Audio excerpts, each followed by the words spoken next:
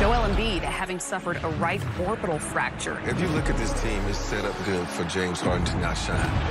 Harden elevates it and bangs it down. All of us are on the same page and want the same thing. We're the last team standing. Miami's going to play hard, smart, defend. Our plan isn't just to win the first round. We got a lot bigger plans. That's going to be an epic battle.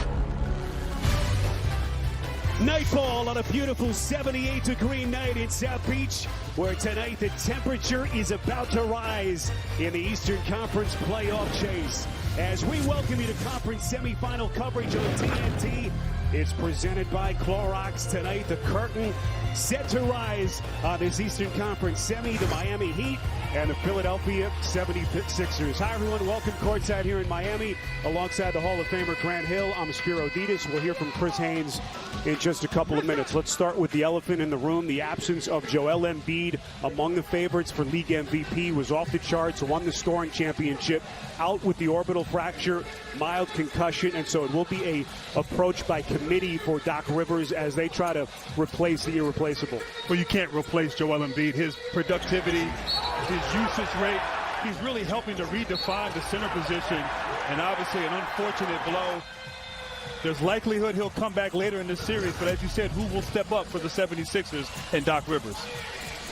Yeah, you look at the numbers, and it really is stark in terms of how they will try to pick up some of the scoring slack, and really at both ends of the floor, Grant, someone who would just provide so much for this team.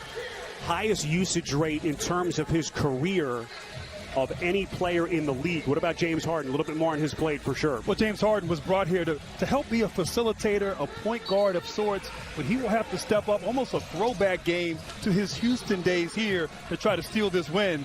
And on the other side for the Miami Heat, Jimmy Butler, spectacular. He is definitely in playoff mode, nursing that sore knee, did not play in Game 5, but averaging 30 points a game in that first round, and expect him to come out here and be aggressive early on for the Heat. Yeah, there was a question in terms of how Doc Rivers would start. It is DeAndre Jordan, the longtime veteran, 14 years in the league.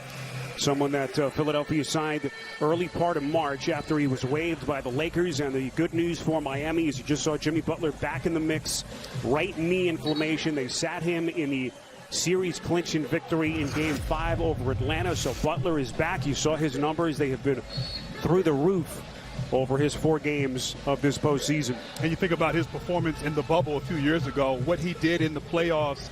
Obviously now, as we said, stepping up for his ball club, big-time basketball. But the key is who for the Sixers are going to step up. It's going to have to be a collective effort. Everyone must be on their A game for the Sixers to have a chance.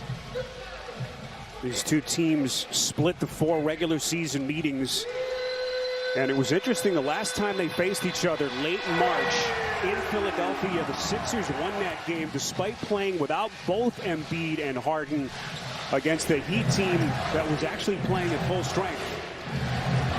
Well, to start, that is Gabe Vincent making his 3rd straight start for the injured Kyle Lowry.